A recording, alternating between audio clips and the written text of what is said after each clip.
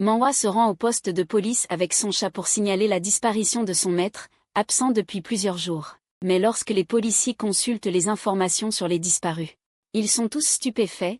La petite fille est en réalité l'enfant perdu de la famille Tang, la plus riche du pays, disparue depuis 4 ans. L'agent de police appelle immédiatement le président du groupe Tang.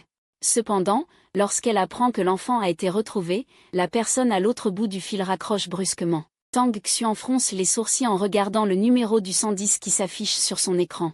Les escroqueries par téléphone sont vraiment trop répandues de nos jours, jusqu'à se faire passer pour la police. Elle n'a absolument pas de fille. Mais soudain, la secrétaire à côté se frappe le front. PDG Tang, ce n'est peut-être pas une arnaque. Au même moment, au poste de police, la petite Tang Tang qui tient son chat est également stupéfaite.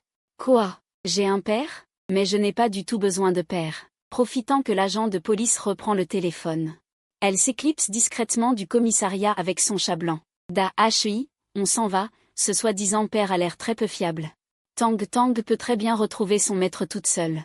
Bientôt, la fillette et le chat arrivent sur une place voisine. Tang Tang sort une pièce de cuivre pour faire une divination. Alors qu'elle s'apprête à partir dans une direction, une main rugueuse attrape son poignet. Tang Tang, pourquoi es-tu sortie toute seule?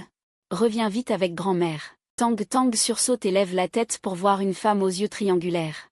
Quelle grand-mère? Je viens seulement d'apprendre aujourd'hui que j'ai un père. Elle s'apprête à dire à cette femme qu'elle se trompe de personne. Mais la femme tend déjà les bras pour la soulever. N'y parvenant pas, elle fronce les sourcils.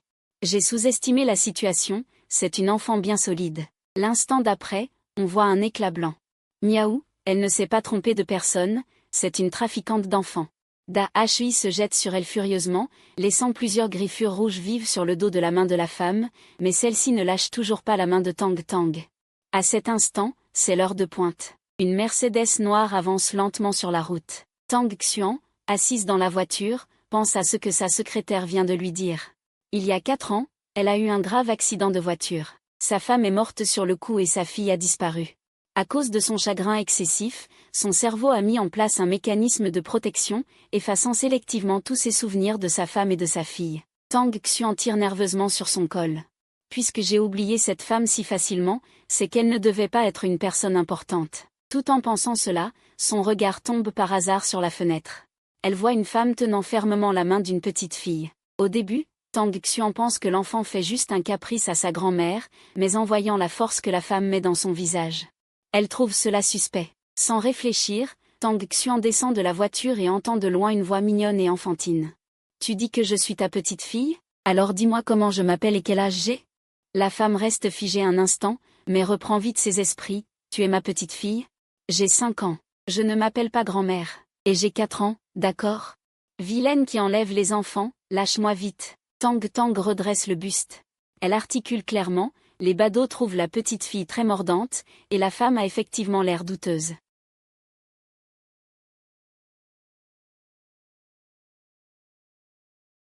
Tang Tang serre les poings, prête à lui montrer de quoi elle est capable, quand soudain une voix grave retentit. Arrête! Da-Hui, qui avait déjà levé la patte pour griffer, lève aussi la tête et écarquille les yeux en voyant l'arrivant.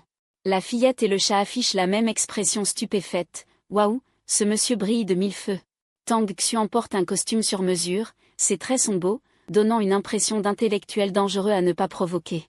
Elle tient fermement le poignet de la femme, mais ce qui frappe le plus Tang Tang, c'est que ce monsieur a des auras violettes, dorées et noires. Le maître de Tang Tang lui a appris, l'aura violette indique une personne noble, l'aura dorée représente les mérites. L'aura noire signifie que cette personne a un problème de santé. Si on ne s'en occupe pas, elle risque de mourir. Da-Hui se lèche même les babines, cette personne a l'air délicieuse. Tang Tang s'empresse de le retenir. Non, Da-Hui, mon aîné a dit qu'on est dans une société régie par la loi. Si tu manges des humains, je ne pourrai plus t'élever. Sois gentil, je t'achèterai une boîte tout à l'heure. Da-Hui accepte à contre-cœur. Tang Tang lui caresse joyeusement la tête, puis lève les yeux vers Tang Xuan avec un sourire éclatant. Merci, mon oncle, de m'avoir sauvé. Tang Xuan trouve le sourire de l'enfant adorable, d'une gentillesse qui l'éblouit. Cet enfant a vraiment un bon caractère, pas comme les petits diables des familles de ses 2 frères. Si son propre enfant était comme ça. Stop, assez. Les enfants, ces créatures, n'ont l'air que d'anges, mais en réalité ce sont tous des démons. La trafiquante, voyant que l'attention est détournée d'elle, recule discrètement pour s'enfuir. Les passants comprennent instantanément. Cette vieille est vraiment une trafiquante, il ne faut pas la laisser s'échapper. Des jeunes volontaires se lancent à sa poursuite. Tang Tang se retourne aussi vers la femme qui s'enfuit, tout en commençant à former des sauts avec ses petits doigts, un petit sortilège qu'elle utilisait pour taquiner son maître pourrait être utile. Mais les volontaires sont trop rapides, avant que Tang Tang n'ait fini de réciter sa formule, la femme est déjà plaquée au sol et ligotée comme un rouleau de printemps. « Qu'est-ce que vous faites ? J'ai juste la vue qui baisse et je me suis trompée de personne, je suis malade mentale. Relâchez-moi tout de suite. » Quelqu'un, exaspéré par ces cris de cochon qu'on égorge, ramasse un chiffon dans une poubelle et lui enfonce dans la bouche. L'odeur de moisi manque de la faire s'évanouir. À ce moment, la police arrive. Après avoir brièvement pris connaissance de la situation, un agent s'approche de Tang Tang. « N'aie pas peur, petite, l'agent de police est là. » Tang Tang, elle, regarde autour d'elle avec étonnement. Où est passé ce monsieur tout brillant et gentil ? Da-Hi, dans ses bras, remue la queue, il est parti quand la police est arrivée. Il fait le bien sans laisser de nom, pas étonnant qu'il brille autant. Tang Tang repense à l'aura de mérite qui lui a presque brûlé les yeux.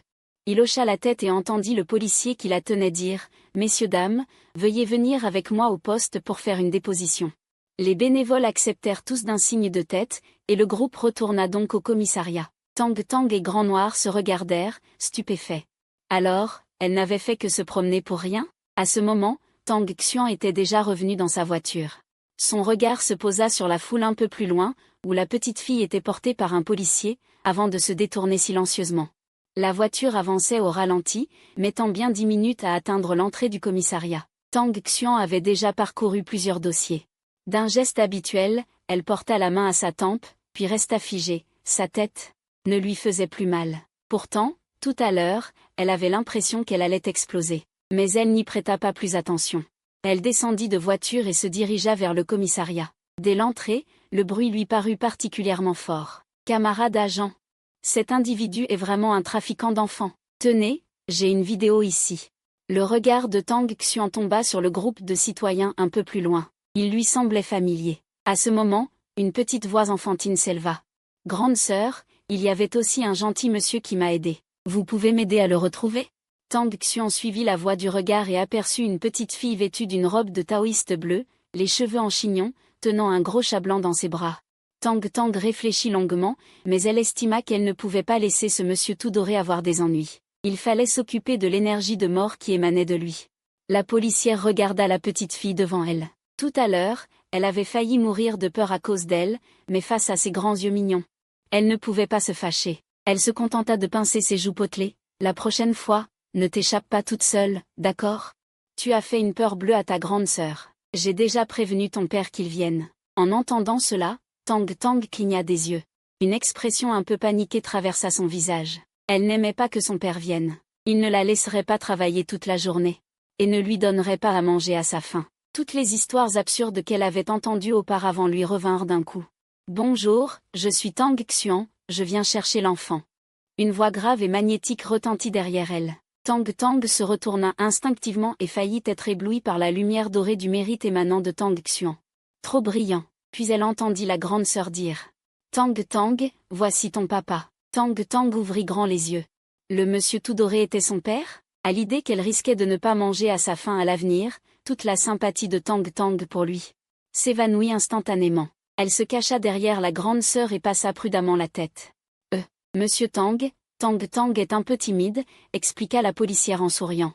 Si Tang Xian n'avait pas croisé Tang Tang près de la place, elle aurait sans doute cru ses paroles. Elle s'accroupit et observa le petit bout de chou devant elle.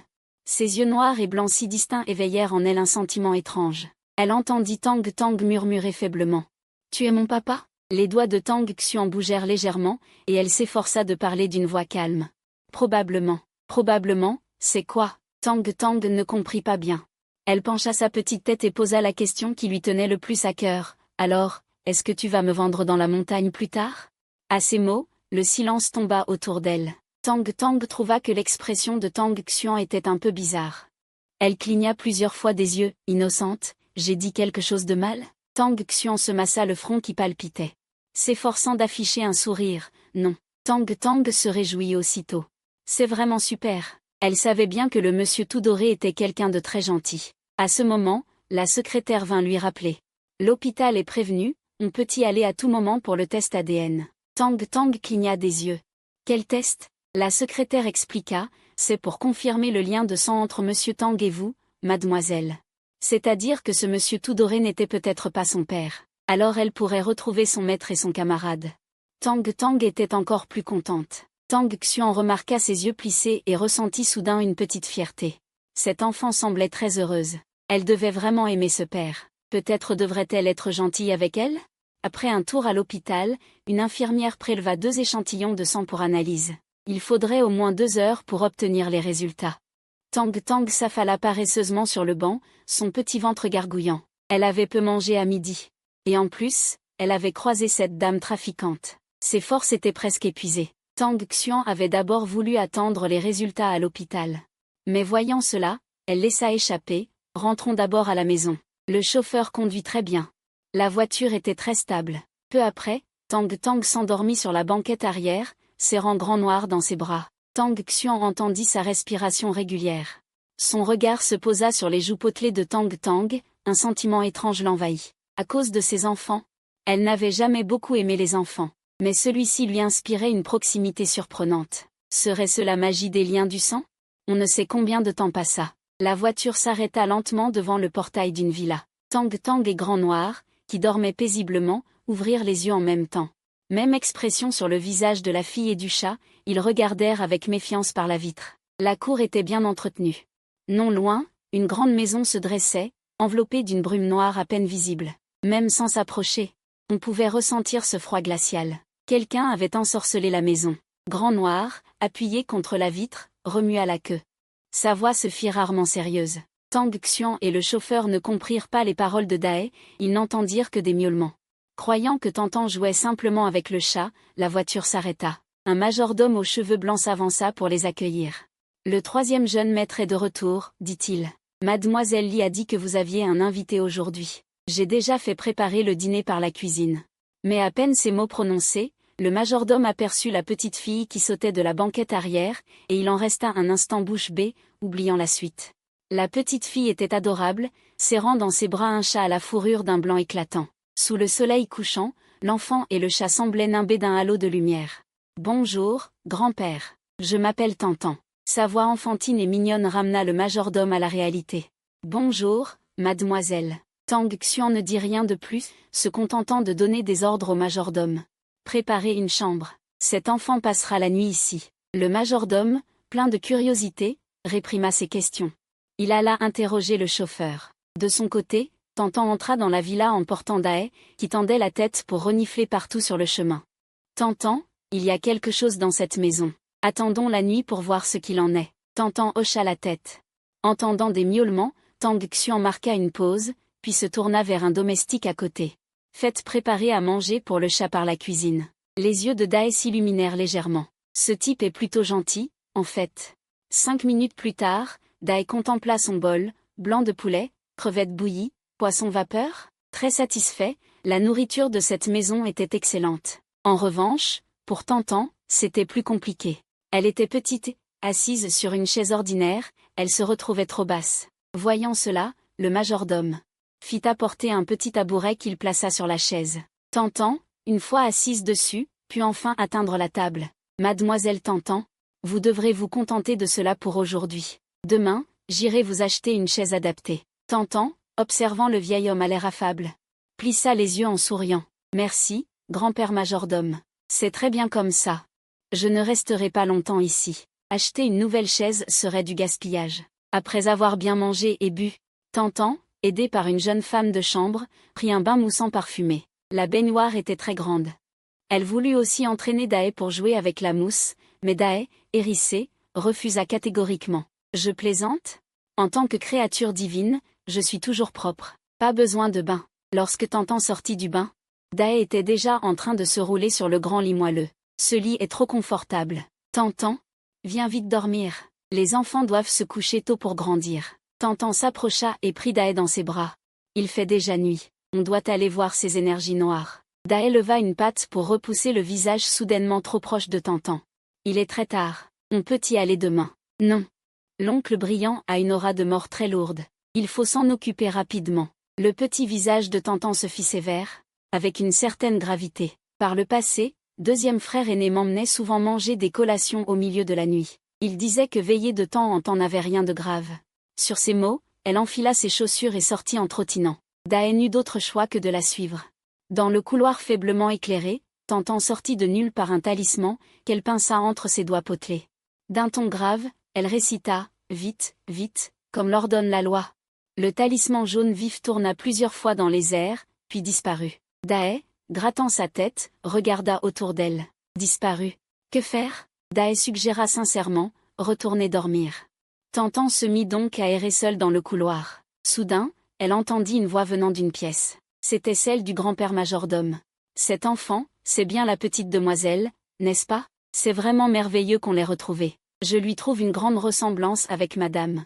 En parlant de sa femme décédée prématurément, le ton de Tang Xian resta toujours aussi plat. Je suis un peu occupé ces jours-ci. Shenbo, occupez-vous d'elle. Tantan cligna des yeux, un peu de joie au cœur. Super, l'oncle brillant ne m'aime pas trop, alors je pourrai bientôt partir. Toute contente, la petite avait oublié de chercher la chose impure. Elle fit demi-tour et regagna sa chambre en sautillant. Dae, perplexe, la suivit. Ta mère réagit comme ça envers toi, ça ne te rend pas triste? Tantan resta un instant interdite. Pourquoi serais-je triste? Quand j'étais petite, mon maître m'a dit que tous les enfants n'ont pas de lien avec leurs parents. Dae eut un tic à la bouche. Tu n'as que 4 ans maintenant. Depuis quand es-tu petite? Eh bien, c'était quand j'avais un peu plus de 2 ans. Mon maître me l'a dit à ce moment-là. Dae resta un peu sans voix. Comparé à 4 ans, 2 ans, c'était effectivement le petit âge. On vit Tantan compter sur ses doigts. Je dois vite aider l'oncle brillant à résoudre son problème, puis le laisser m'aider à retrouver mon maître et mon frère aîné. C'est plutôt avantageux, non? Dae, ne comprenant pas bien le raisonnement du petit être, se contenta de se rouler en boule. Dae ferma les yeux sur l'oreiller, et Tantan s'endormit également, ravi. La nuit passa sans rêve. Quand Tantan se réveilla, Tang Xian était déjà parti travailler. Le majordome frappa à la porte pour annoncer que le petit déjeuner était prêt. Les yeux de Tantan et de Dae s'illuminèrent légèrement. Ayant goûté au plat de la famille Tang la veille, tous deux attendaient le petit déjeuner avec impatience. En arrivant à la salle à manger, Tantan découvrit une nouvelle table et chaise pour enfants roses. Le majordome expliqua que Tang Xian avait fait livrer la chaise en urgence dans la nuit. En arrivant à la salle à manger, Tantan découvrit une nouvelle table et chaise pour enfants roses. Le majordome expliqua que Tang Xian avait fait livrer la chaise en urgence dans la nuit. Elle soupira à nouveau. Troisième jeune maître est très occupé en ce moment, petite demoiselle, ne lui en veux pas. Tantan ne lui en voulait pas du tout à son oncle étincelant. Pour l'instant, elle n'avait Dieu que pour la nourriture, une bouillie de viande maigre odorante. Des petits pains de la taille d'un pouce, une crème aux œufs onctueuse et délicieuse, c'était la première fois que Tantan mangeait un si bon petit déjeuner. Après le petit déjeuner, Tantan refusa la proposition du majordome de l'emmener acheter des vêtements neufs et dit qu'elle voulait se promener seule dans le jardin. Monsieur le majordome est si âgé, il ne faudrait pas qu'il soit effrayé par quelque chose. Elle retourna dans sa chambre. Elle sortit une petite épée en bois de pêcher de son sac à dos, se tourna vers Da-Hui qui bâillait à côté d'elle et dit « Da-Hui, en route ». Le talisman que Tantan avait lancé la veille au soir était dessiné par son aîné, il portait son énergie spirituelle. Elle ferma les yeux, forma un saut d'une main. À la lumière du matin, elle perçut la trace d'énergie spirituelle. Trouvé, Tantan ouvrit les yeux. Tantan courut dans une direction et s'arrêta dans la cour. La femme de ménage faisait son rapport au majordome. Je ne sais pas qui a collé ce genre de choses au 3e étage, je l'ai trouvé dans un coin en nettoyant. Le majordome prit l'objet et l'examina. Se souvenant que le fils du 2e jeune maître était venu il y a quelques jours, il fronça les sourcils. C'est peut-être le petit somme qui l'a collé. Vite, nettoie ça. Le 3e jeune maître déteste ce genre de choses. Tantan se tenait non loin. Elle vit le majordome froisser un talisman jaune vif en une petite boule de papier et le jeter dans un sac poubelle. Puis la femme de ménage mit le sac dans le camion à ordures. Le talisman s'éloigna avec le camion. La fille et le chat se regardèrent, interloqués. Qui aurait cru que la jeune femme de ménage de la villa serait aussi diligente pour faire le ménage? Ce n'est pas grave, ce n'est pas grave. Tantan sortit une liasse de talismans de sous son vêtement, comme une nouvelle riche, mon aîné m'en a donné beaucoup. Elle en sortit un autre, jaune vif, et récita l'incantation. Le talisman tournoya plusieurs fois dans les airs. Puis il vola vers la maison. Cette fois, Tantan le suivit sans ciller et finit par entrer dans une pièce insignifiante. La pièce était très ordonnée. Le talisman se colla sur un vase en porcelaine blanche qui avait l'air tout à fait banal. Mais il dégageait une aura désagréable. Tintin s'approcha, retourna le vase. Ploc, une petite perle noire roula à terre. L'instant d'après, Tintin vit un éclair, Da-Hi sauta sur la petite perle. Ses pattes poilues la faisaient rouler d'avant en arrière. Da-Hi, arrête de jouer. Tintin le fixa de ses grands yeux noirs, mécontente. Da-Hi se figea. Cette satanée habitude. Il agita la queue, gêné. Il s'assit droit. Je l'ai examinée, cette perle n'est pas agressive. Et, elle est seulement maudite. Il suffit de la détruire. La petite perle était grosse comme un pois, très discrète. Sans le talisman, Tintin ne l'aurait pas trouvée. Elle brandit sa petite épée en bois de pêcher et abattit. La perle noire émit un grésillement et se réduisit en poudre en un clin d'œil. Au même moment, à la périphérie de la ville de Échamps. Dans le sous-sol d'une villa quelconque, un homme vêtu d'une robe de taoïste était assis en méditation, les yeux fermés. Soudain, il ouvrit grand les yeux. Il sortit son téléphone et composa un numéro. Sa voix était très sérieuse, une autre perle de malédiction a disparu chez cette personne. Es-tu sûr de les avoir bien cachés? L'employeur à l'autre bout du fil, entendant cela, resta d'abord interdit, puis devint très frustré. Sa voix teintée de tristesse et de colère, comment ça a encore disparu? Qu'est-ce qui se passe avec les domestiques de la famille Tang? Pourquoi sont-ils si zélés pour le ménage? Après que l'employeur se soit défoulé, l'homme reprit calmement. Si l'une des 9 perles manque, la formation de vol de destin ne peut pas fonctionner. Passe donc tout à l'heure. Prends une nouvelle perle et va la cacher chez les Tang.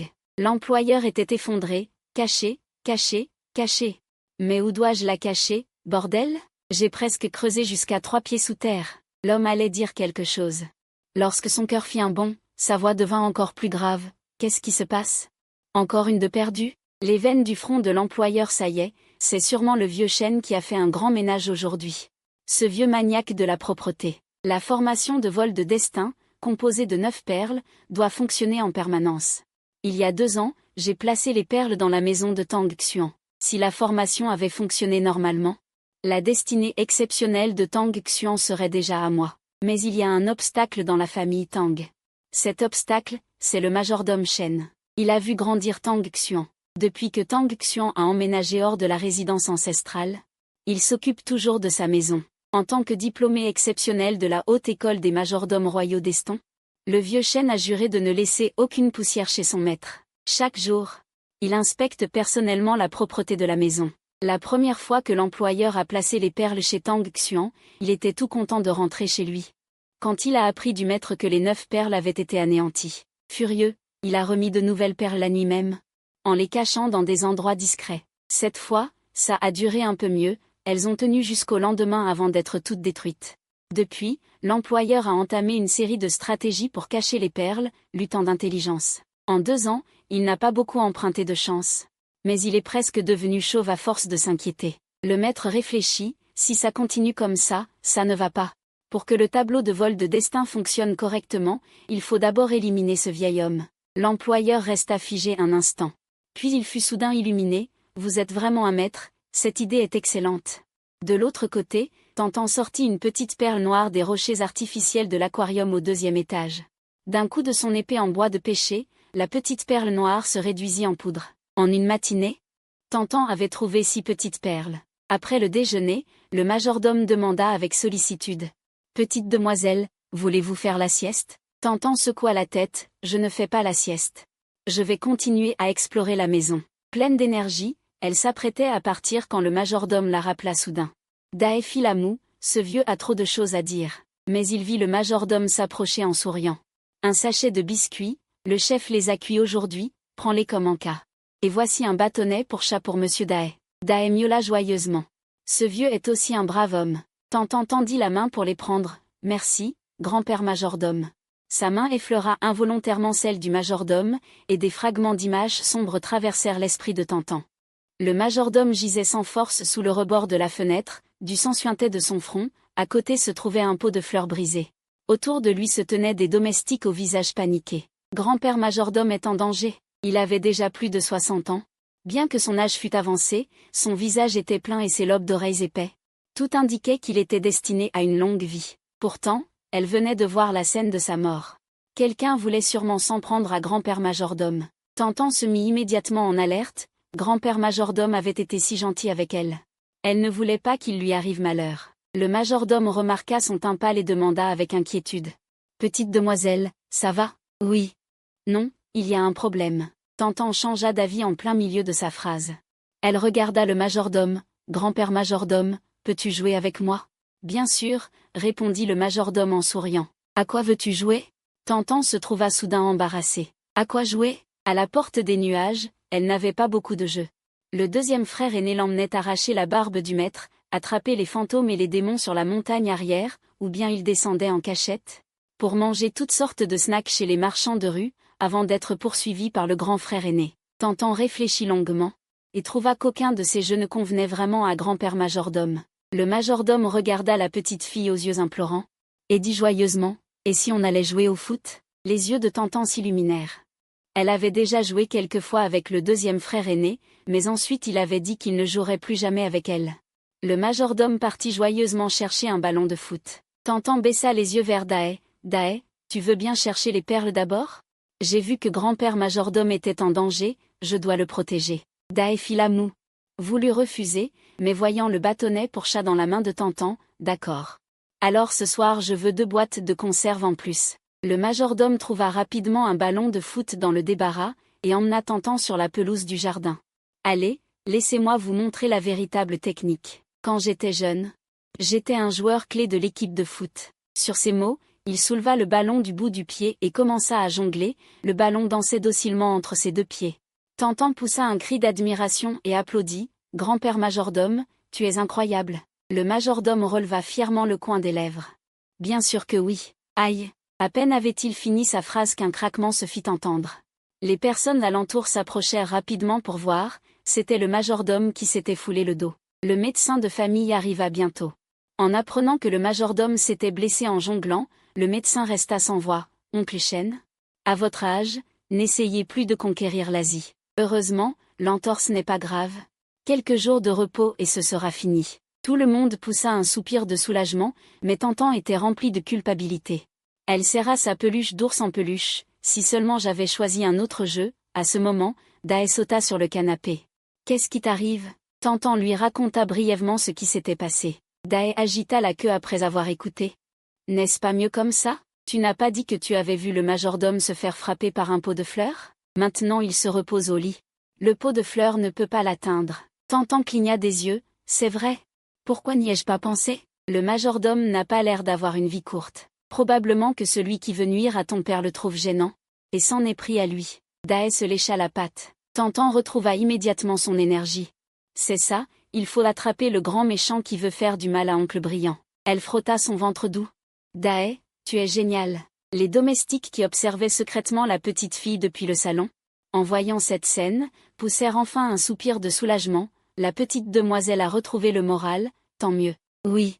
Et ce chat est très sage, il répond à chaque phrase de la petite demoiselle, comme s'il comprenait le langage humain. Alors, ce chat est-il vacciné? Et c'est un mâle, non? Faut-il le castrer? Dae sent soudain un frisson glacé lui remonter le long de la queue. Comme si un danger étrange le guettait. Après avoir câliné le tchat, Tantan retrouve son énergie. Il demande à Dae de le guider pour trouver la dernière perle. Le jardin arrière. Dans l'air flotte un léger parfum de fleurs. Sous la lumière du soleil, Tantan lève la tête pour regarder ce qui se tient devant lui. « T'es sûr que c'est là ?» Dae remue la queue. « Tu l'as vu aussi, non? » « Je l'ai vu, mais ce truc est trop grand. » Au milieu du jardin, il y a une fontaine. Au centre de la fontaine, une statue de sirène crache de l'eau. Une épaisse brume noire s'en dégage. De toute évidence, la perle est à l'intérieur. Tantan, debout devant la statue haute de près de 3 mètres, semble tout petit. Son visage potelé affiche une expression malheureuse. « Si je casse la statue, Monsieur le Scintillant et le majordome vont-ils se fâcher? Pas besoin de la casser. Il suffit de mettre en place un rituel de chasse aux démons. » Dae parle d'un ton très calme. « Rituel de chasse aux démons ?» Tantan penche la tête. « Mais mon maître a dit que je suis trop jeune, il me l'apprendra dans quelques années. » Dae se fige. « Et la combinaison de renforcement, tu l'as? » Tantan sourit gentiment. « Non plus. » Dae sent ses griffes le démanger, envie de frapper quelqu'un. « Tantan, tu n'es vraiment pas fiable dans les moments cruciaux. » Il gratte le sol, résigné. « Alors demande à ton père d'appeler une pelleteuse. Pour déterrer cette statue. Dis-lui que s'il n'est pas content, il n'a qu'à venir. » À cet instant, une ombre immense s'élève soudain, enveloppant Tantan et Dae. Et, un enfant et une bête spirituelle, un vrai festin, un vrai festin. Tantan et Dae lèvent la tête en même temps. Une sirène à la peau blafarde et à l'air féroce flotte dans les airs, la bouche grande ouverte. Montrant des dents d'un blanc éclatant, une bave jaunâtre coule du coin de ses lèvres. Si je vous mange, ma puissance augmentera énormément, et je pourrai quitter cet endroit maudit. Les yeux de Tantan s'écarquillent. Sa voix pleine de surprise, Dae, c'est un poisson, ton poisson préféré. Et il s'est volé. Dae, lui, affiche un air dégoûté. Un poisson aussi moche, je n'aime pas ça. Maintenant, je préfère les bâtonnets pour chat. Et, ne m'ignorez pas. La sirène s'énerve, interrompant leur dialogue. Elle ouvre la bouche pour mordre Tantan et Dae. Tantan sursaute. Instinctivement, elle lève sa petite main et frappe. La sirène sent sa tête bourdonner, comme si un obus l'avait atteinte. Son corps énorme tombe dans le bassin avec un plouf, projetant des éclaboussures. Tantan, les mains sur les hanches, lui fait la leçon sérieusement. C'est très impoli d'interrompre les autres quand ils parlent. Mais la sirène ne peut pas répondre du tout. Dae s'approche, dégoûté. Il tend une patte pour toucher la tête du poisson. Ce type, tu l'as assommé. Tantan, très fâché. Comment ça? Je l'ai juste touché doucement. Dae reste silencieux un instant. Tantan, tu ne sais pas à quel point tu es forte. Il regarde la brume noire enroulée autour de la sirène. Bon, ce truc doit être la saleté qui a pris forme. C'est probablement le démon enfermé dans la dernière perle. Normalement, le démon ne devrait pas pouvoir sortir, mais en plus de l'aura dorée du mérite, Tantan possède aussi l'aura pourpre impériale. Avec le temps, ce démon l'a absorbé et a pu renaître sur la statue. Je vois. Après l'explication de Dae, Tantan a une expression de compréhension. Alors, occupons-nous de lui vite. Là-dessus, elle prend sa petite épée en bois de pêcher et la plante fermement sur la tête du démon sirène. Dans son inconscience, le démon ressent une peur inouïe. Son instinct de survie lui fait utiliser toute sa force pour se jeter de côté. Dring! La petite épée se fiche dans les briques au bord du bassin. Le démon est terrifié, s'il n'avait pas esquivé, il serait devenu un poisson en brochette. Poisson, ne bouge pas, je vais te donner une mort rapide, je te promets que tu ne sentiras aucune douleur. Tous les démons qui ont essayé disent que c'est bien. Tantan dit les paroles les plus terrifiantes avec le ton le plus innocent. Le démon sirène tremble de peur. Qu'est-ce que ce gamin a de spécial? Sa force n'est pas négligeable. Avant d'être attrapé par cette personne, il avait même dévoré quelques moines bouddhistes et taoïstes qui voulaient l'exorciser. Mais ce petit l'a maîtrisé en un instant. Il tombe à genoux sur sa queue avec un plouf. Grâce, maître, je ne faisais le mal que par contrainte.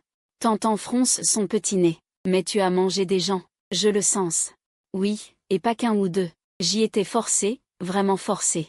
Épargnez-moi, je vous en supplie. Des larmes coulent à flot du démon sirène. Tantan penche la tête. Ah bon, tu es bien à plaindre alors. Oui, oui. Je ne suis qu'un pauvre poisson salé sans défense. Laissez-moi partir. Le ton du démon est plein d'espoir. Mais Tantan secoue la tête, catégorique. Non, je te plains, mais je dois te détruire. Ce sont deux choses différentes. Elle réfléchit un instant, puis dit avec beaucoup d'attention. Tu ne veux pas te faire transpercer? Alors on change de méthode. Mais avant qu'elle ait fini de parler, la créature mi-poisson mi-démon qui s'était prosternée soudain bondit, ouvrant une gueule béante, tentant d'avaler Tang Tang qui se tenait tout près.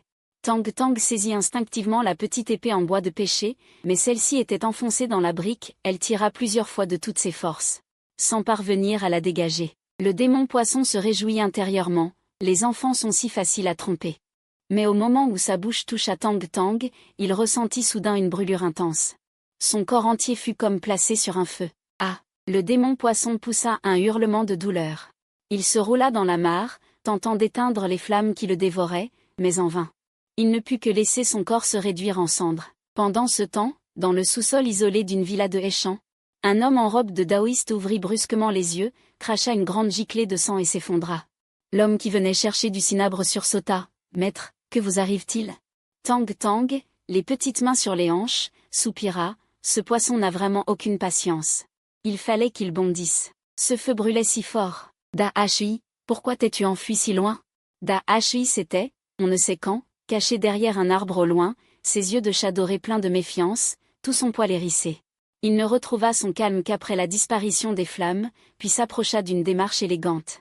La prochaine fois que tu lâches du feu, préviens-moi. Ce n'est pas de ma faute si je m'en vais.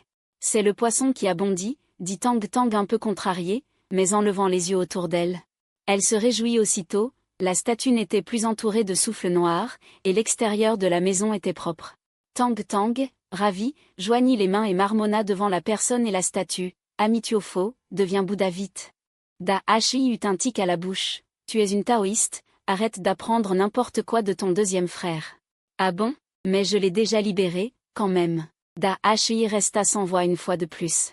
Libéré, oui, mais le problème c'est que ta libération est physique et magique, il n'en reste même pas une trace. La fillette et le chat repartirent en discutant, Tang Tang bâilla un petit coup, mission accomplie.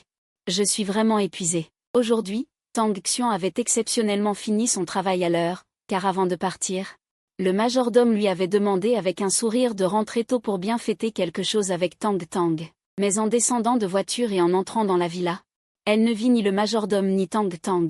En interrogeant les domestiques, elle apprit que le majordome était blessé et que Tang Tang dormait dans sa chambre. Elle alla d'abord voir le majordome, apprit qu'il n'y avait rien de grave, puis se dirigea vers la chambre de Tang Tang. Elle vit la petite boule de graisse, une peluche d'ours dans les bras, allongée en forme de grand X sur le lit, dormant paisiblement. Da Hi, sur l'oreiller, entendit du bruit, ouvrit les yeux, vit Tang Xuan, et les referma. Le regard de Tang Xuan se posa sur le visage potelé de Tang Tang, qui semblait si doux. Sans savoir pourquoi, elle tendit un doigt pour piquer, et la sensation était vraiment agréable. Tang Tang fronça les sourcils dans son sommeil. Un moustique mortel. Elle leva la main et frappa. Tang Xuan sentit un engourdissement sur le dos de sa main. En baissant les yeux, elle vit qu'il était bleu. Elle retira sa main en grimaçant. Avec quoi cet enfant a-t-il été nourri? Elle a tant de force. Tang Tang ne se réveilla qu'après 9 heures du soir, réveillée par la faim. Da Hi, allongé au bord du lit, léchant ses pattes, dit « Si tu as faim, va manger. La cuisine a préparé beaucoup de bonnes choses aujourd'hui. » Tang Tang renifla, tourna la tête vers Da Hi d'un air accusateur. Da Hi, espèce de vilain, tu es allé manger sans moi. Da Hi, qui était allé en cachette à la cuisine, se sentit un peu coupable. Il regarda autour de lui pour changer de sujet. Si tu ne vas pas manger maintenant, ton papa va mourir de faim. Il a l'air de t'attendre pour dîner. Tang Tang resta un instant interloqué, puis comprit. J'ai tellement travaillé pour vaincre les saletés et les démons affamés dans cette maison. C'était pour protéger Oncle Brillant. Je ne dois pas le laisser mourir de faim. Elle sauta du lit et fila dehors. Dans le bureau, Tang Xuan était assise derrière son bureau, le visage impassible, regardant l'écran de l'ordinateur. Un coup frappé à la porte. Tang Xuan ne leva même pas les yeux, entrée. Tang Tang se hissa sur la pointe des pieds pour ouvrir la porte, passa prudemment la tête, Oncle Brillant. En entendant cette petite voix pleine de douceur, Tang Xuan sursauta, leva les yeux et croisa ceux de Tang Tang, de grands yeux noirs. Le visage potelé de Tang Tang prit une expression d'incrédulité. Car le front de Tang Xuan était noir comme le fond d'un chaudron. Qu'est-ce qui se passe? N'avais-je pas détruit tout le cinabre dans la maison? À son réveil, Oncle Brillant avait de nouveau cet air malchanceux. Tu es réveillé? Tu as faim? Tang Xuan parla d'un ton neutre, mais la petite boule de graisse se précipita vers elle et attrapa brusquement sa main. Oncle Brillant, c'est bizarre, pourquoi n'y a-t-il aucune image? Chapitre 18, Suivre au travail. Le visage potelé de Tang Tang, affichant une expression d'incrédulité. Comment est-ce possible? Pourtant, les perles dans la maison n'avaient-elles pas toutes été détruites? Au réveil, le front de l'oncle Brillant était noirci de cette manière. S'il sortait ainsi, même protégé par l'aura de mérite doré qui éblouit les yeux, il se blesserait. Qu'y a-t-il? Tu as encore mal? Tang Xuan s'approcha du lit et tendit la main pour toucher le front de Tantan. Pas de fièvre. Alors que Tang Xuan allait retirer sa main, Tantan réagit. Elle attrapa soudainement la main de Tang Xuan. Oncle Brillant, une. Bizarre, pourquoi n'y a-t-il pas d'image? Tang Xuan. Tu vas au travail? Oui. Aujourd'hui, tu ne peux pas ne pas y aller, demanda Tantan en la regardant avec des yeux suppliants. Aller travailler comme ça, c'est dangereux. Non, répondit Tang Xuan calmement. Tantan. Alors je veux aller travailler avec toi, dit-elle rapidement.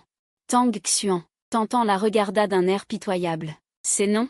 Tang Xuan hésita un instant. Ce n'est pas non plus impossible. Après avoir dit hier soir qu'il fallait être un père compétent, il avait consulté des forums parentaux toute la nuit. Face à une demande d'enfant, tant que la demande n'est pas excessive, on peut l'accepter. Cela aide à renforcer les liens mère-fille. Youpi, oncle Brillant, tu es trop génial. Je vais me brosser les dents et me laver le visage. Attends-moi, je reviens tout de suite. Tantan était ravie. Elle sauta du lit et courut se brosser les dents. Tang Xuan regarda son dos joyeux, un peu perplexe. Si heureuse? Tang Xuan descendit. Le chauffeur Liu, la voyant arriver, dit immédiatement. Patron Tang, la voiture est prête. On part maintenant? Non, Tantan a dit qu'elle voulait venir au bureau avec moi. Attendons-la un peu. Tang Xuan s'assit sur le canapé en disant cela. Le chauffeur Liu pensa, le patron va emmener sa fille au travail? Sans les faits sous les yeux, elle n'aurait jamais imaginé une telle scène. Après tout, le patron a toujours été un bloc de glace. Impossible d'imaginer la scène où elle emmène sa fille au travail. Pourquoi veut-elle venir avec moi au travail? Tang Xuan était un peu perplexe. Le chauffeur Liu, hein? A-t-elle des hallucinations auditives? Le chauffeur Liu? Tang Xuan tourna la tête vers le chauffeur. Le chauffeur Liu eut un frisson. Patron Tang, est-ce que votre fille dirait parfois qu'elle veut travailler avec vous? Demanda Tang Xuan. En entendant parler de sa propre fille, le grand chauffeur Liu afficha un sourire naïf. Oui. Chaque fois que je pars travailler, elle s'accroche à mes jambes et ne me laisse pas partir. Elle dit, je veux travailler avec toi, ne me quitte pas. En parlant de sa petite fille, le chauffeur Liu devint plus loquace. Chaque fois que je rentre du travail, ma fille se jette sur moi en criant, papa. À ce moment-là, je sens que toutes les difficultés en valent la peine. Tang Xuan tapota sa cuisse du doigt et demanda, comment élever une fille? Bien sûr, en lui donnant tout ce qu'il y a de meilleur au monde. Le chauffeur Liu répondit sans hésiter. Tang Xuan eut l'air pensif. Vraiment? Exactement, président Tang. Une fille est la petite doudou de son père. Elle est raisonnable et sage, il faut lui offrir le meilleur. Chaque fois que ma fille veut quelque chose, je le lui achète. En passant devant un magasin de jouets ou de vêtements, si je vois quelque chose qui lui convient, je le lui achète. Le chauffeur Liu commença à partager ses conseils parentaux avec son patron. Tang Xuan écouta attentivement. Dans la chambre, Tantan recracha l'eau de sa bouche. Entendant un bruit, elle se retourna et vit Dae entrer. Elle demanda. Dae, tu as vu le front de l'oncle Brillant? Oui, plus noir qu'un fond de casserole. Un grand désastre approche. Dae sauta sur le lavabo et, très humainement, prit un peu de dentifrice. Il se brossa les dents avec sa patte. Mais nous n'avons pas détruit toutes les perles hier? Ceux qui ont disposé les perles ont dû s'en rendre compte. Ils sont probablement acculés et veulent tenter le tout pour le tout. Expliqua Dae tout en se brossant les dents avec sa patte. Pourquoi seraient-ils acculés? Tantan ne comprit pas. Dae cracha la mousse, prit le gobelet de Tantan, but une grande gorgée d'eau, la fit gargouiller quelquefois, puis la recracha, et continua d'expliquer.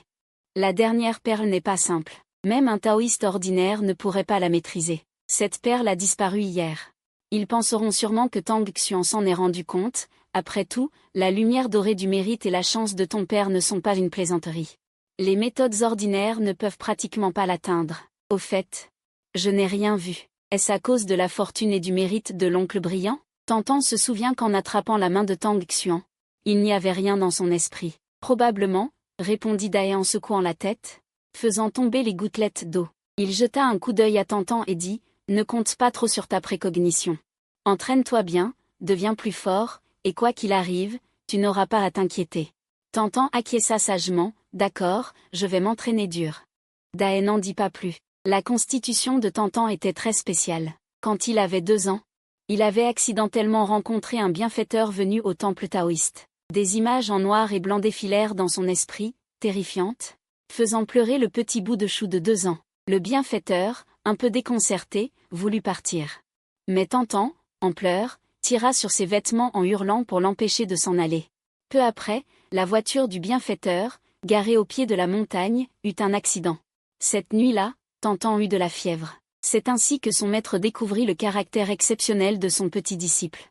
Depuis lors, il évitait autant que possible que Tantan entre en contact avec d'autres personnes. Ayant fini de compter, Tantan descendit l'escalier en courant. Tantan et le chauffeur Liu levèrent la tête et virent un enfant vêtu d'une robe taoïste bleue, les cheveux en chignon, dévaler les escaliers en sautillant, suivi d'un magnifique grand chat blanc. Oncle Brillant, je suis prêt, allons-y. Tantan s'approcha et dit d'une voix enfantine. Tantan, prends d'abord ton petit déjeuner. Sans réfléchir, Tantan acquiesça, d'accord. Le petit déjeuner était léger, bouilli de riz blanche accompagné de petits plats. Tantan regarda le repas riche de Dae. Blanc d'œuf, poulet, saumon. Pourtant, il prit son bol et but la bouillie. Un bol de bouillie blanche, c'était délicieux. Le riz était moelleux, les petits plats croquants. Après avoir fini un bol, alors qu'il allait en prendre un deuxième, Tantan l'arrêta, « Tu ne peux pas trop manger. » Tantan le regarda avec des yeux suppliants, « Mais je n'ai bu qu'un bol. Je t'achèterai autre chose tout à l'heure. » Le médecin a dit de ne pas trop manger, expliqua Tantan. En entendant cela, comme il allait encore avoir à manger plus tard, il posa docilement son bol et sortit joyeusement avec Tantan. Tantan monta dans la voiture, Dae sauta derrière lui. Voyant cela, Tantan marqua une légère pause. Comme il ne montait pas, Tantan passa sa petite tête pour le regarder. « Oncle brillant ?» Tang Xuan jeta un coup d'œil à Dae, blotti dans ses bras, puis contourna la voiture pour monter de l'autre côté. Il se souvint des paroles du chauffeur Liu, « Quand un enfant a un animal de compagnie, il faut le vacciner. Et le vermifuger, sinon cela pourrait nuire à sa santé. Je me demande si ce chat est vacciné. Un de ces jours, je l'emmènerai chez le vétérinaire pour un contrôle. » Chapitre 19. Quel formidable artefact! À la réception du premier étage de l'immeuble de la société technologique, une femme élégamment habillée regardait distraitement vers l'entrée. Xiao Qiao, l'appel de sa collègue la fit revenir à elle. Elle émit un son vague, l'air un peu perdu. « À quoi penses-tu ? Je t'ai appelé plusieurs fois, » demanda la collègue. « Aujourd'hui, la présidente Tang ne vient pas ?» Xiao Qiao regarda la porte. L'heure de travail était déjà passée, et Tang Xuan n'était toujours pas en vue. Bien qu'elle soit la patronne, quand il n'y a rien de spécial, elle arrive toujours à l'heure, parfois même plus tôt que les employés. C'est vrai, elle a peut-être été retardée par quelque chose. À cette remarque, la collègue prit conscience du fait. Après en avoir parlé, elle ajouta, « C'est rare. Peut-être qu'il lui est arrivé un accident en chemin ?» L'inquiétude se lisait dans les yeux de Xiao Qiao. « Devrions-nous contacter le chauffeur Liu ?» En entendant cela, la collègue eut un tic à la bouche. « Tu es en train de souhaiter un malheur à la patronne ? Il n'est que 9 heures passées. Attendons encore un peu. De plus, le président Tang est le patron, elle peut venir quand elle veut. » Tout en parlant, la collègue rangeait les documents à la réception. « Non. » Xiao Qiao l'interrompit d'une voix forte, ce qui fit sursauter sa collègue. L'air paniqué. Elle dit, « La présidente Tang n'est jamais en retard. Il lui est forcément arrivé quelque chose. Sœur Wang. Appelons le chauffeur Liu. » Ses yeux s'embuèrent légèrement. « Et s'il arrivait malheur à la présidente Tang, que ferions-nous ? Je suis tellement inquiète. » Sa voix finit par se briser en un sanglot. « Wang Ji, est-ce que cette personne a un problème ? Ça fait à peine 10 jours qu'elle travaille ici. Comment peut-elle être sûre que la présidente Tang ne viendra pas au bureau juste parce qu'il lui est arrivé quelque chose ? » Wang Ji pensait d'abord que cette nouvelle collègue avait le béguin pour la présidente Tang. Mais à voir maintenant, elle la déteste vraiment. Elle souhaite presque qu'il lui arrive malheur. À ce moment, Wang Ji remarque une berline Bentley noire qui s'arrête doucement devant la grande porte. Elle fait un signe de tête en direction de l'entrée. Voilà la présidente Tang, non ? Yan Qiao tourne la tête et voit en premier les longues jambes vêtues d'un pantalon noir. Puis le visage froid de Tang Xuan apparaît. En voyant Tang Xuan saine et sauve, Yan Qiao couvre son visage de ses mains, des larmes cristallines coulent du coin de ses yeux. Ouf, tout va bien, tant mieux. Tant mieux. Wang Ji pense, cette gamine est vraiment un peu dérangée. Yan Qiao remarque que Tang Xuan n'entre pas immédiatement, mais se tourne et se penche pour regarder à l'intérieur de la voiture. Elle murmure, qu'est-ce qui se passe ? Puis, une petite fille vêtue d'une robe de taoïste bleue, les cheveux en chignon, saute de la voiture.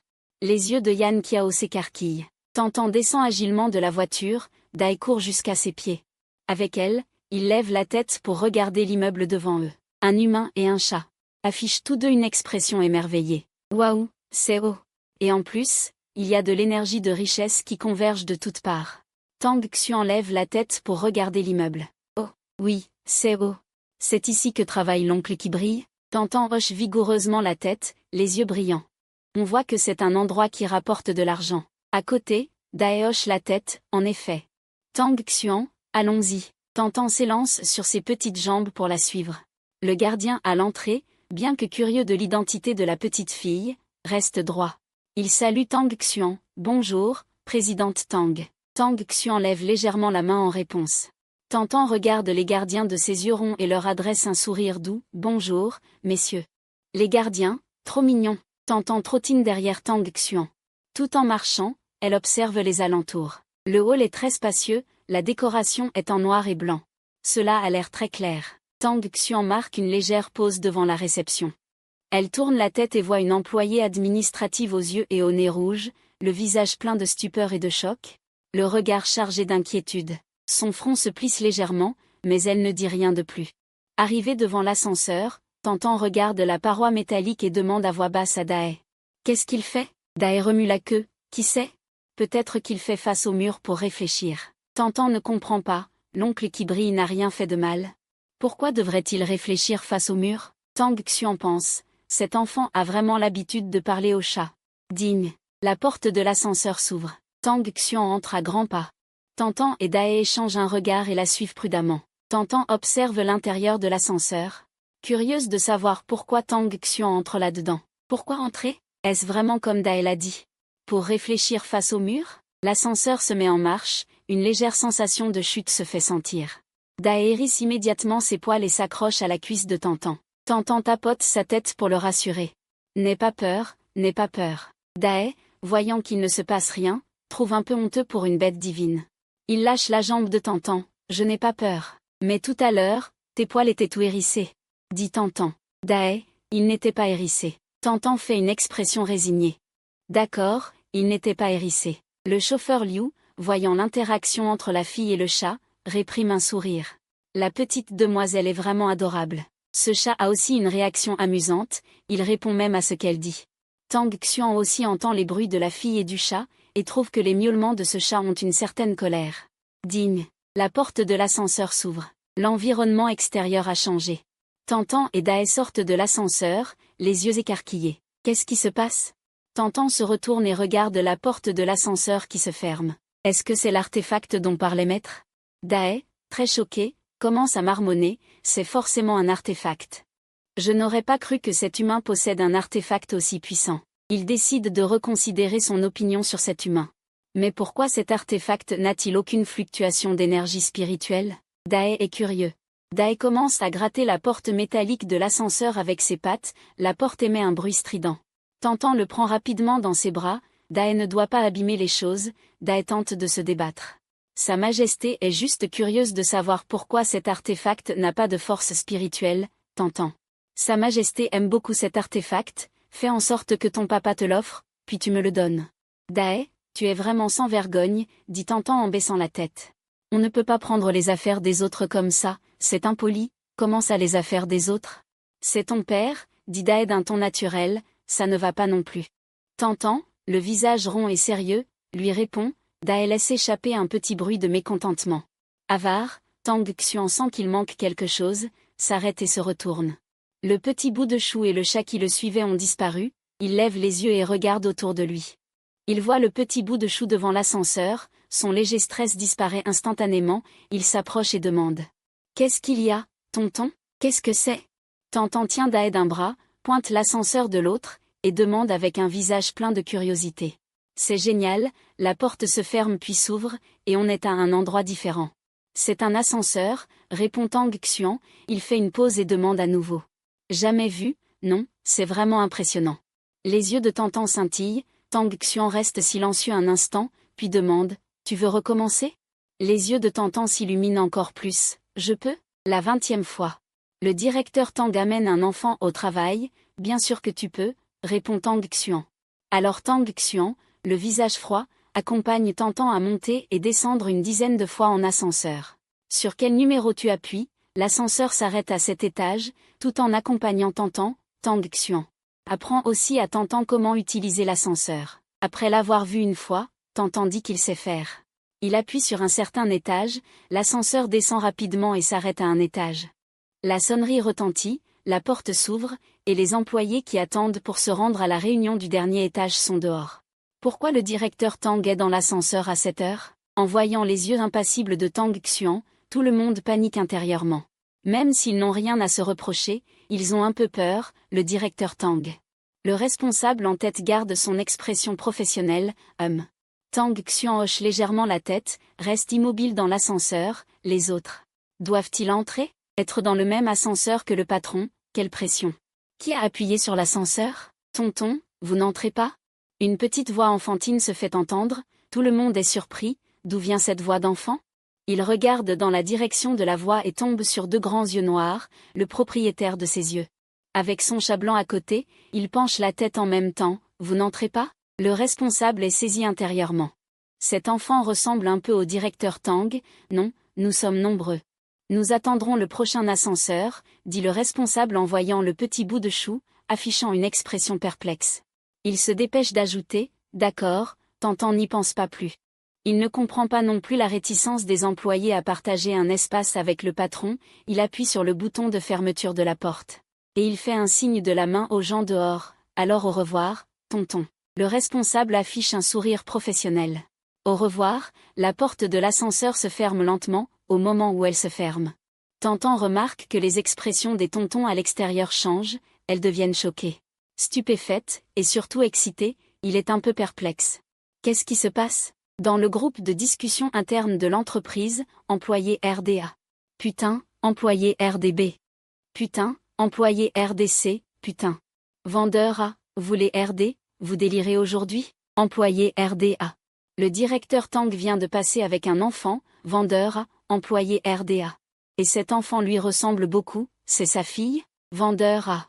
D'après ce que je sais, les deux frères du directeur Tang sont mariés et ont des enfants, employé logistique A. Non, le directeur Tang est marié, employé RDC. Quoi? Employé logistique C, les nouveaux arrivés de ces dernières années ne savent pas. Monsieur Tang s'est marié jeune, mais il y a quelques années, sa femme a eu un accident et est décédée. Groupe de développement A, serait-ce la fameuse épouse chérie qui s'enfuit avec le bébé? La secrétaire est-elle au courant? Dis vite, Wang de l'administratif, Monsieur Tang est aussi dans ce groupe? Le groupe de discussion s'est immédiatement tu. Wang Ji a posé son téléphone, a levé les yeux vers les personnes à côté. Puis a demandé au nouveau venu aux yeux rouges, tu t'es calmé, hein? Yang Qiao a hoché la tête, s'essuyant les larmes du coin des yeux avec un mouchoir, la voix étranglée. Wang Ji, quelle est la relation entre Monsieur Tang et cet enfant? Wang Ji fronça les sourcils. Les affaires du patron, ce n'est pas à nous de les ébruiter, même si on pouvait le faire. Wang Ji ne voulait pas non plus en parler avec cette personne étrange. Wang Ji regarda Yang Qiao en larmes et se sentit un peu mal à l'aise. Qu'est-ce qui t'arrive aujourd'hui? Avec cette mine devant Monsieur Tang, on croirait que c'est moi qui te maltraite. Non, pas du tout. Je suis juste un peu triste qu'il m'ait caché qu'il avait un enfant, dit Yang Qiao en reniflant. Wang Ji, de qui parles-tu? De Monsieur Tang, bien sûr. Yang Qiao se moucha, l'air très peiné. Un énorme point d'interrogation surgit au-dessus de la tête de Wang Ji. Elle hésita, puis demanda prudemment. Quelle est ta relation avec Monsieur Tang? Moi et lui, les yeux encore humides de Yang Qiao prirent une nuance de ressentiment. Il m'aime. Cette déclaration fit naître dans le cœur de Wang Ji une vague déferlante. Quoi? Cette nouvelle collègue serait la personne que Monsieur Tang aime? Lui, pourtant le plus informé de la société, n'avait même pas eu vent de la moindre rumeur?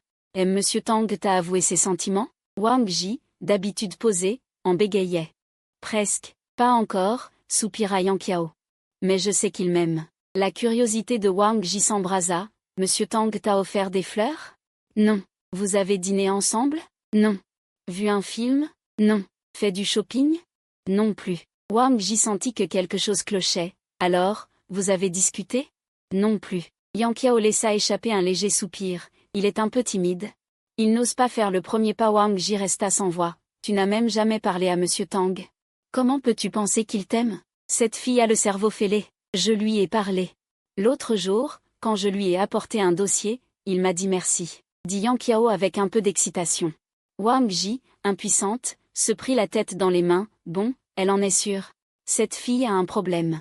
Pendant ce temps, Tantan tenait Dae sagement assise sur le canapé du vaste bureau de Tang Xuan, regardant à gauche et à droite, curieuse de tout. Tang Xuan devait travailler, et se souvenant de ce qu'elle avait dit avant de sortir, elle demanda à la secrétaire Li de lui commander un repas à livrer, pour qu'il ait de quoi manger et ne s'ennuie pas trop. Dans une voiture noire discrète garée devant l'immeuble, un homme demanda avec anxiété, « Maître, cette méthode va vraiment marcher ?» Le maître bien sûr que oui. Mais la sécurité de la société Tang est très stricte, on ne peut pas entrer. Le maître prit un air confiant de tout gérer, sortit un uniforme de Xtuan d'à côté, « Ne t'inquiète pas. J'ai déjà tout préparé, je vais me déguiser en livreur et entrer comme ça. » L'homme, admiratif, déclara. « Maître, quel génie !» Le maître leva les yeux vers l'immeuble imposant, une lueur féroce traversant son regard. « Aujourd'hui, je le tuerai à coup sûr. Il a déjà subi le contre-coup, aujourd'hui, soit Tang Xuan meurt. Soit c'est moi qui meurs. » Le maître enfila le vêtement jaune vif de Xtuan, prit un sac et se dirigea vers l'immeuble. Avant même d'entrer par la grande porte, un agent de sécurité l'arrêta. « Désolé, les livreurs ne peuvent pas entrer. Déposez-le sur le comptoir là-bas. » Le maître ne s'attendait pas à ce que cette entreprise interdise même l'entrée aux livreurs. Il trouva rapidement une excuse, « C'est la commande de votre directeur Tang. » Le gardien, impassible. « Même pour celle du directeur Tang, on ne peut pas la porter à l'intérieur. Posez-la là-bas. Quelqu'un viendra la monter tout à l'heure. Non, je dois la livrer moi-même. » Le maître était mécontent. Le gardien plissa les yeux, « La livrer toi-même ? Es-tu vraiment un livreur ?» En disant cela, il toisa le maître de la tête aux pieds. Le maître réalisa alors qu'il s'était trop précipité. Il se dirigea à grands pas vers la table, y déposa la commande, et cria au gardien, « C'est fait. Bien sûr que je suis livreur, c'est bien ici qu'il faut poser, non ? N'oubliez pas de monter ça, et ne laissez pas votre président Tang me mettre une prise, dit-il. » Sans attendre la réaction des agents de sécurité, il s'enfuit. Le chef de sécurité le vit s'éloigner. Il plissa les yeux, se tourna vers son collègue, « Vérifions ça. Cette livraison est suspecte. » Chapitre 21, le professionnalisme de la sécurité. Le chef de sécurité ouvrit prudemment la livraison et vit dans le sac une marionnette en caoutchouc brisée enveloppée dans un chiffon. La marionnette était percée de nombreuses aiguilles d'argent, et une feuille de papier collée dessus portait le nom de Tang Kan. En voyant cette marionnette, le chef de sécurité ricana, effectivement suspect. Les autres agents de sécurité. Waouh, chef, trop fort. Tu as repéré le problème. Le chef de sécurité dit fièrement, c'est obligatoire. Avant, des gens envoyaient souvent des lames de rasoir aux concepteurs de jeux de notre entreprise. Les agents de sécurité. Le chef de sécurité regarda la marionnette en caoutchouc brisé, un individu aussi malveillant, c'est peut-être une entreprise rivale. Qui a envoyé ça pour maudire le président Tang? Le chef de sécurité retira les aiguilles d'argent, déchira le papier, et jeta la marionnette dans la poubelle devant l'entreprise. Non loin de là, dans une voiture noire, le maître et l'homme observèrent la scène avec des jumelles. Le maître avait les yeux rouges, serrant les dents. Comment est-ce possible? Mon plan était parfait, pourquoi a-t-il été découvert? Il serra les dents et dit avec haine, Tang Xuan est vraiment rusé, il engage exprès ces types de la nouvelle année. L'homme, anxieux, demanda, Maître, que faisons-nous maintenant? Le maître ricana, ne t'inquiète pas, j'ai d'autres plans. En disant cela, il sortit à côté une tenue de livreur bleu. Il la tendit à l'homme, à toi. L'homme resta figé un instant, puis secoua violemment la tête, Maître, je ne peux pas. Pas le choix, il le faut, gronda le maître. Maintenant, s'il ne meurt pas, c'est nous qui mourrons. Il faut faire entrer cet objet. Dès qu'il s'approchera de Tang Xuan, la malédiction se déclenchera. Si tu ne veux pas mourir, tu dois y aller. L'homme montra une expression hésitante. Le maître continua, la destinée de Tang Xuan est exceptionnelle. Dès qu'il mourra, sa destinée se transférera sur toi. Tu ne voulais pas une vie de privilégié? Tu veux retourner à ton ancienne vie? Tu y vas ou pas? En repensant à son passé, l'homme hésitant prit soudain sa décision, j'y vais. L'homme commanda une livraison. Quand la livraison arriva, il enfila les vêtements et cacha la marionnette maudite sous la boîte repas, puis se dirigea vers l'entrée. En s'approchant, il eut peur, ses pas devinrent hésitants. À ce moment-là, une trottinette électrique fila devant lui. Un livreur en veste jaune vif descendit rapidement, ouvrit le coffre, sortit un plat, et cria aux agents de sécurité. Livraison pour le bureau du président. Après son cri, il déposa le plat sur la table à côté, remonta sur sa trottinette et repartit en trombe, à une vitesse impressionnante. Le chef de sécurité fronça les sourcils, s'approcha pour examiner la livraison, à l'intérieur, des desserts raffinés. Aucune anomalie. Chef, est-ce qu'il y a un problème aussi? Le chef de sécurité réfléchit, attends, je vais demander. Le chef de sécurité se rendit rapidement à la réception du rez-de-chaussée, où seule Yan Qiao était présente. Xiao Qiao demande au bureau du président s'ils ont commandé une livraison. Yan Qiao contacta le secrétariat. Le secrétariat répondit, oui, ils ont commandé, vous pouvez monter directement. Yan Qiao raccrocha, ses yeux clignotèrent, et elle sourit au chef de sécurité. Ils ont bien commandé, ils m'ont dit de monter directement. Où est la livraison? Il voulait vérifier clairement si cet enfant était vraiment l'enfant du président Tang. Sinon il n'aurait pas le cœur à travailler aujourd'hui. Yan Qiao alla à la table près de l'entrée où étaient déposées les livraisons, prit celle-ci, et s'apprêtait à entrer quand l'homme qui observait dehors se précipita, livraison pour le bureau du président. Yan Qiao s'arrêta et prit la livraison des mains de l'homme en veste bleue. Le chef de sécurité, voyant cela, dit « Xiao Qiao, la livraison pour le bureau du président?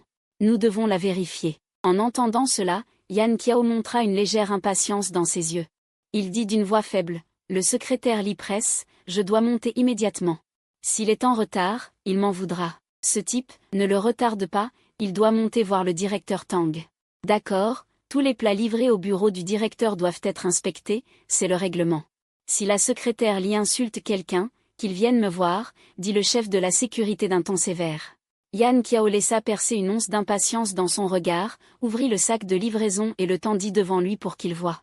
Regarde, c'est juste un plat livré ordinaire. Le chef de la sécurité jeta un coup d'œil. À l'intérieur se trouvait un grand seau de poulet frit. Alors qu'il s'apprêtait à regarder plus attentivement, Yan Qiao retira sa main. Tu as regardé, je m'en vais. Et pas encore inspecté, dit le chef de la sécurité. Yan Qiao, d'un air impatient, l'interrompit et lui jeta un regard méprisant. Bon, ce n'est qu'une livraison de repas, est-ce nécessaire d'inspecter si sévèrement?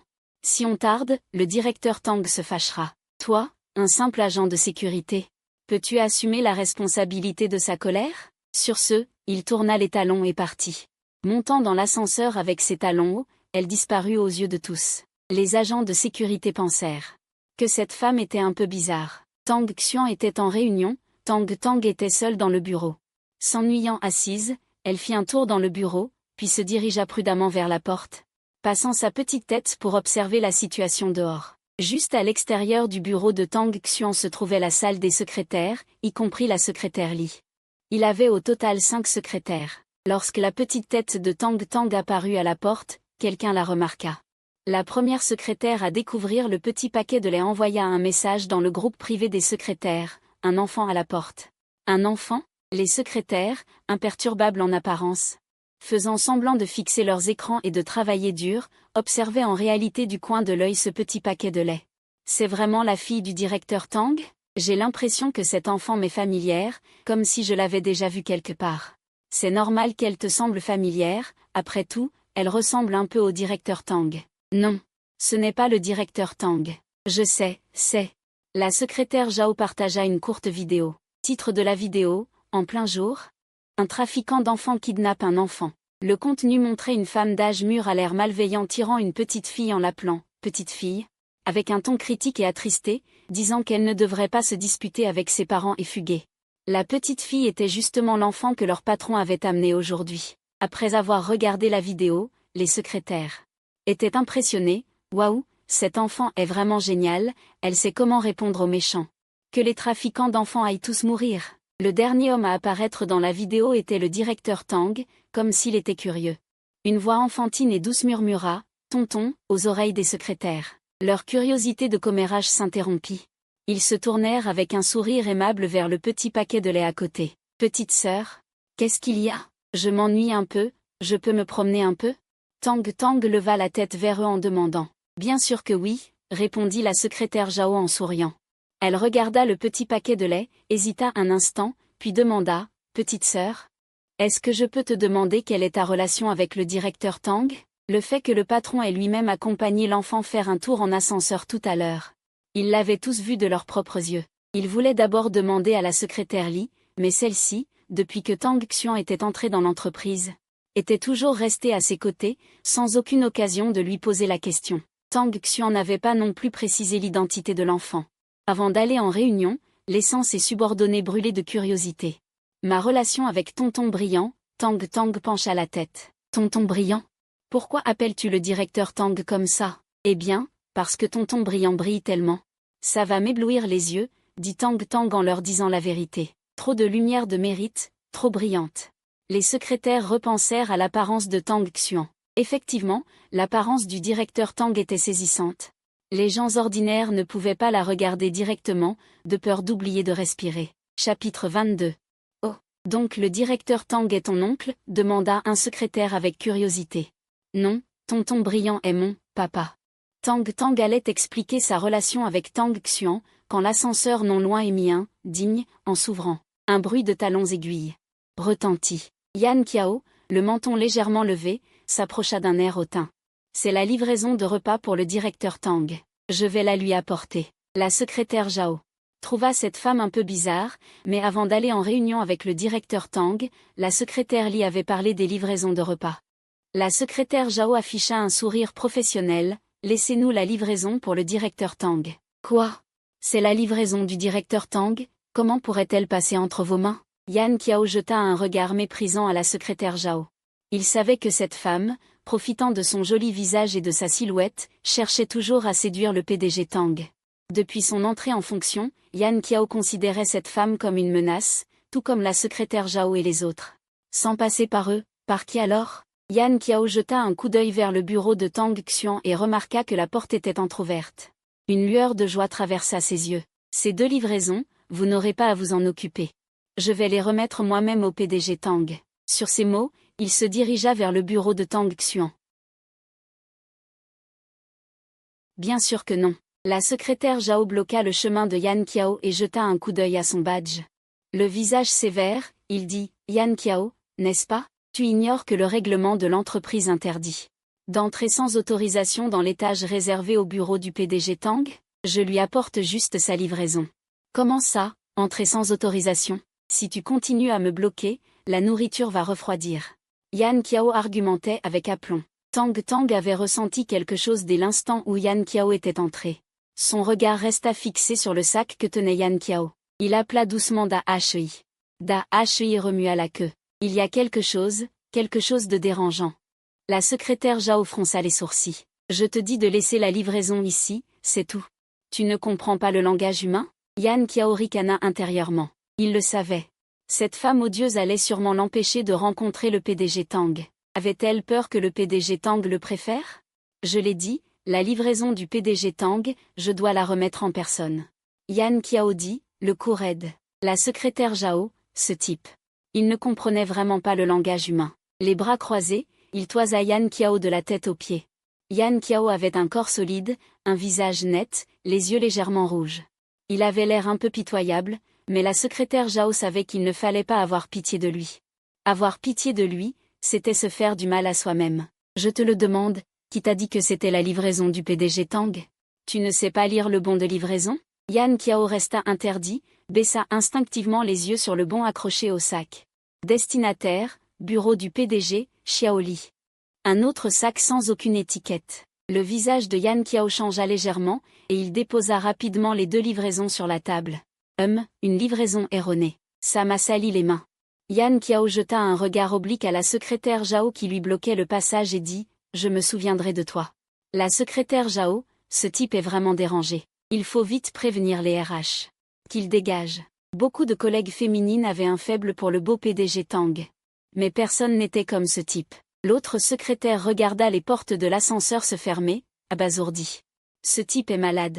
Même un neurologue ne pourrait pas le guérir, ajouta la secrétaire Zhao. Je vais prévenir les RH tout à l'heure pour qu'ils partent. Laisser un tel type dans l'entreprise, c'est une catastrophe. Entendant un bruit de frottement, il se retourna et vit Tang debout sur la pointe des pieds, en train de fouiller l'un des sacs de livraison. Le visage de la secrétaire Zhao redevint normal. Souriant à Tang, il dit, tout ça, le PDG Tang a demandé à la secrétaire Li de le commander pour toi. Allons manger là-bas. La secrétaire Zhao désigna la salle de repos à côté, où il y avait un canapé et une table basse. Alors qu'il allait prendre le sac, une petite main douce attrapa la sienne. Tang. La secrétaire Li le regarda, perplexe. L'expression de Tang était sérieuse. Laisse-moi faire, ne touche pas. La secrétaire Li resta interdit. Il n'y pensa pas davantage, supposant que l'enfant était impatient de manger et voulait se servir. Il retira donc sa main. D'accord, à toi. Tang attrapa un coin du sac. Tira d'un coup sec. Comme il était trop petit, le sac tomba par terre. De beaux morceaux de poulet frit roulèrent hors du sac. La secrétaire Zhao et les autres furent surpris. Ils virent Tang s'accroupir. Comme s'il voulait ramasser le poulet tombé par terre. Le magnifique chat blanc semblait aussi très curieux du poulet. Il tendit aussi sa patte duveteuse pour le toucher. La secrétaire Zhao s'écria rapidement, Tang, c'est sale. Tu ne peux pas le manger. Ta sœur t'en achètera des nouveaux. Avant que la secrétaire Zhao n'ait fini sa phrase, il vit le chat blanc s'éloigner d'eux.